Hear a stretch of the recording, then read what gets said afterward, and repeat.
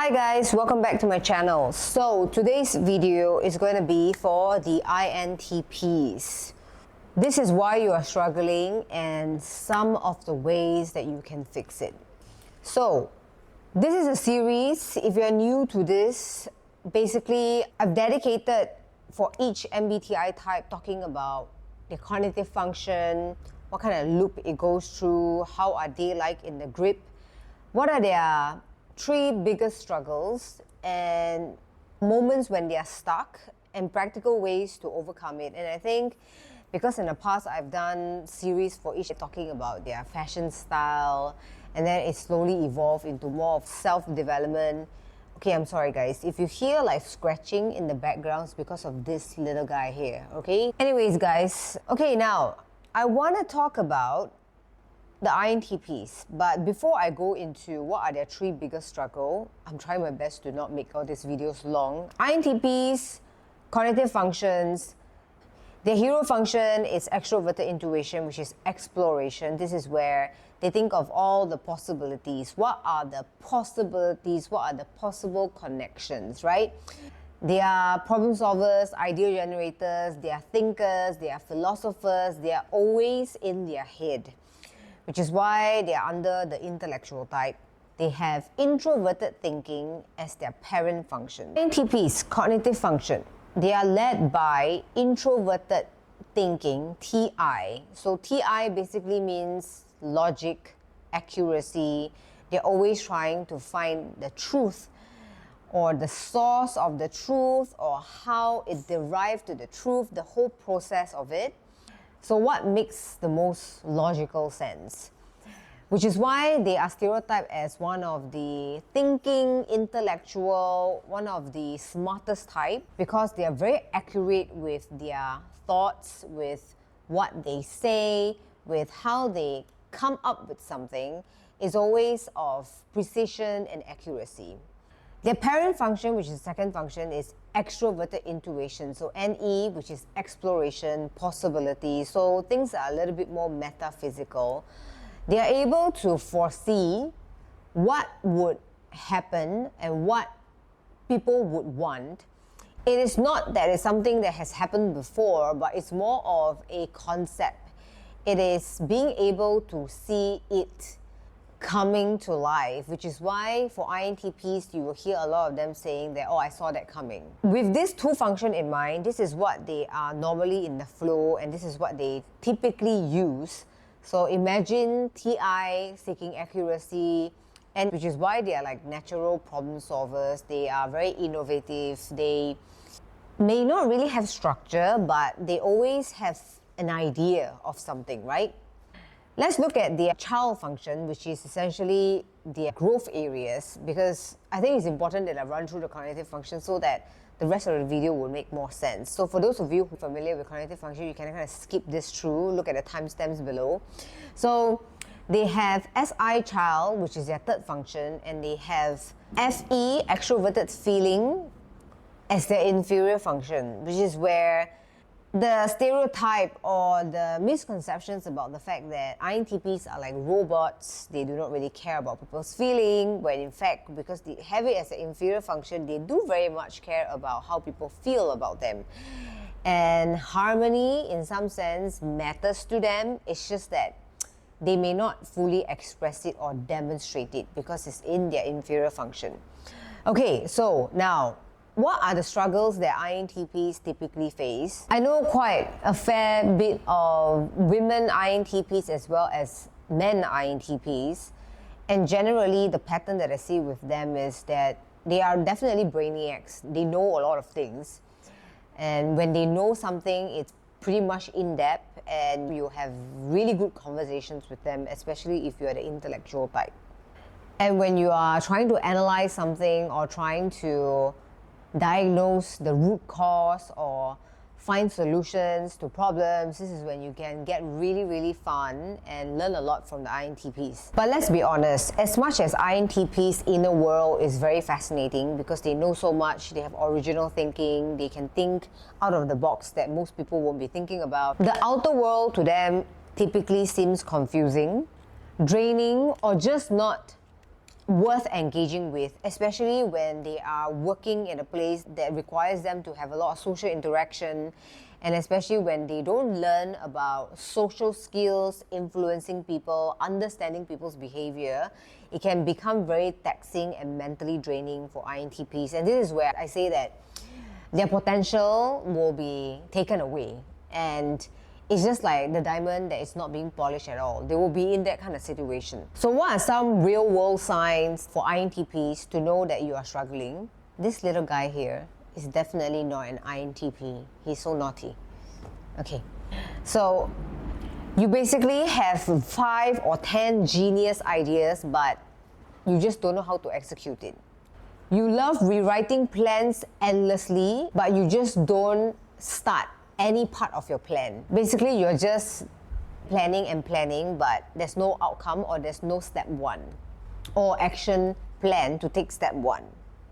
You always convince yourself that you are not ready, but the actual fact is you have fear. So this goes with reason number 1, why INTPs struggle. This is because these are obsessed with understanding, but they avoid committing to something. So this TINE always crave understanding. They want to know something so fully well and accurate before they act. They are experts or even obsessed with research, analysis, and they collect a lot of mental framework, just to solidify and fulfill their TI and NE, of course. But the truth is, they are often stuck in this analysis mode, and then you can see that their action is not really there.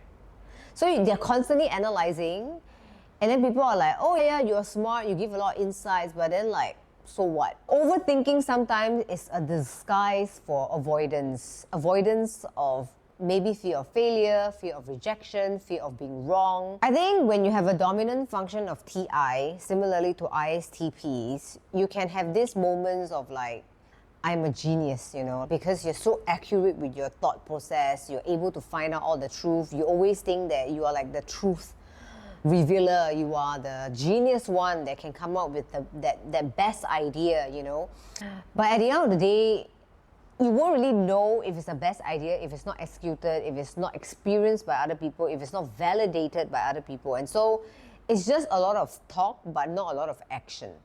I think for INTPs, the advice that is given out there is really giving themselves the permission to be wrong. I think it's very much slapping the face of a TI hero, because when you have TI hero, your first function, it means that in your shadow function, your nemesis is actually extroverted thinking, TE. Basically, you walk around thinking that everybody else is stupid or not accurate with their thought process, which is why you are extremely accurate with your thought process. And so, because you don't want to be around people who make those thought mistakes, or become very reckless or impulsive with their thoughts, you think that people who are impulsive are technically like idiots, and so you fear looking like an idiot. Therefore, you prefer to keep thinking rather than taking action, because taking action will actually mean that some way, somehow, the universe is going to prove whether your TI is real or not. So for INTPs, if you are all that and you want your TI to inspire other people and to really become a TE, I think that's how TE is given birth, right? It's that when you have an idea and then you execute it and then you improvise it and then you make it better and better, and then people experience and benefit from that concept or that idea, that is where it becomes a TI, because it's so accurate, it's been perfected many times through mistakes. So for INTPs, really tell yourself that the whole reason why you're procrastinating is because afraid of people judging you, and you are afraid of making those mistakes, when in fact you are brilliant enough to know that mistakes is what makes people stronger, is what gets you closer to your goal, is what would help you pave your way to success. It's inevitable, it is part of success. INTPs, you're really not here to just build the perfect system. What you should tell yourself is that you are here to test if your theories are true. That's when you can actually be validated and be credible. Reason number 2, INTPs, why you're struggling. You think you're objective, but actually you are emotionally avoidant. You pride yourself on being logical because of TI, and because you have extroverted feeling as your inferior function, you neglect the side where you need to care about people's feeling and people's relationship and people's connection with you. You often use logic, your precision, to avoid very uncomfortable moments or truth that relates to people. The way you process your emotion will probably be dissecting it and logicalizing it to the point that it doesn't make you feel human. Or, most importantly, people don't see you as human. Often, INTPs will say that this is how I understand myself, by dissecting or logicalizing my feelings. When in fact, they are just intellectualizing their emotion and avoiding this whole part of being vulnerable with the emotion. And this is essentially what makes us human. So really ask yourself, if you're INTP, a lot of times when you go through pretty emotional moments and you have this coping mechanism, is your coping mechanism helping not just yourself and other people? Or is just really helping yourself? You know that you are just using your intellect to mask it as a form of defense, and that actually makes you look weaker. I think sometimes INTPs, they can feel really lonely too, but they find it very hard to admit it because they feel this very indifference with people. They don't really find people who gel well with them, who can talk the kind of topics that they want to talk about, they want to nerd or geek out about. And so they do feel lonely, but it is not a matter of acting out for sympathy, you know, like, oh, you know, I feel lonely, that kind of emotional expression. I guess you can also just see it as, you know, people are just not emotionally consistent with you, instead of really just telling yourself that you are lonely. Because sometimes the way you process the emotion, either you discard it completely or you don't want to admit those moments when you feel something is because of that vulnerability. That is when you really miss out that opportunity of experiencing life as a whole. And I mean, what's the point of whole solving problem, being able to help people out? You deep down inside want to help people out, and actually you love problem solving, but when people don't resonate with you and can't relate to you because you don't show the human side of you, all of this would mean nothing. So let me go back to it. What I'm trying to say is, whenever INTPs are not developed with their extroverted feeling, when their inferior function taken over, they tend to push the blame on the people. So actually they feel lonely, right? So instead of admitting that they actually feel lonely, they will say things like, oh, people are just emotionally inconsistent. Like, they will push the blame on somebody. Another example would be, instead of saying like they feel rejected, maybe they've done so much for this person, and then at the end of the day, they get this sense of avoidance from the other person. The person just rejects them. So instead of owning it and say that I actually feel rejected, which is courageous for them to say, they will intellectualize it, dissect the feeling, and say something along the lines of, I just don't like most people, you know, they just don't get me. It's not about them, but it's more about other people. Some signs that your extroverted feeling is really much underdeveloped and probably need taken care of. It could be you ghost people when things get emotionally too within, and when relationship is about to spark. When the emotions are getting complex, you just disappear because you don't want to go through the vulnerability of admitting your emotion for the person. And you struggle to ask for help because it looks weak, and you cannot admit that you do need help, even though you also think that you're a genius. You always feel like people don't understand you, but you never really try to understand them, or you never let them try to understand you. So for INTPs, a good practice is really check out Vanessa Van Edwards. She talks a lot about emotion, micro-expression, understanding your facial expression and facial expression of other people, and how emotion really plays a big part in terms of our influence, our charisma, and getting the things that we want. And so if you are not practicing naming your emotion, being comfortable with your emotion, it is eventually going to bite back at you. There are those days that you just feel emotionally overwhelmed. When you're in the grip, that is when emotion has taken over you completely. So At the end of the day, I think advice that is given to all MBTI is to be aware of all your 4 cognitive functions at play at your ego, not the 4 sides of the mind.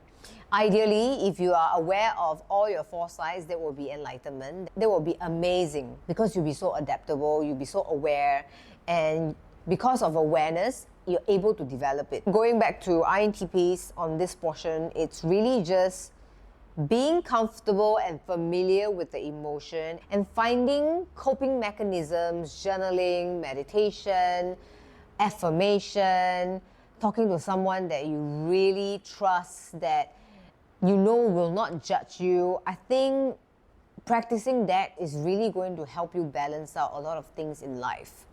It's going to make you a lot more free mentally as well. So true mastery isn't hiding emotion. It is actually being in command. Reason number 3, why INTPs struggle. They mistake independence for isolation. So INTPs love autonomy. They hate being micromanaged. Of course, they're not the only MBTI types that love the autonomy and the freedom, but this is one of those types that are high up there in terms of let me figure it out on my own. But here's the deeper truth. Sometimes giving you too much freedom when in fact you're actually just overindulging in your isolation is actually not doing you well. And that is when you often feel like, why do I feel so disconnected and I'm so indifferent with people? Like I cannot relate to anyone, but at the same time also like people don't understand me and I feel unseen. So you see this like weird cycle going on. It's kind of like contradictory to each other. So for most healthy people, they avoid toxic people. But for INTPs, they avoid most people. And basically, very similarly to INTJs, they will tell themselves that I don't need anyone. All I have is by myself and I can figure it out myself. I don't need people to help me. It's that whole independence that makes them look like, you know, they are robots or like inhumane.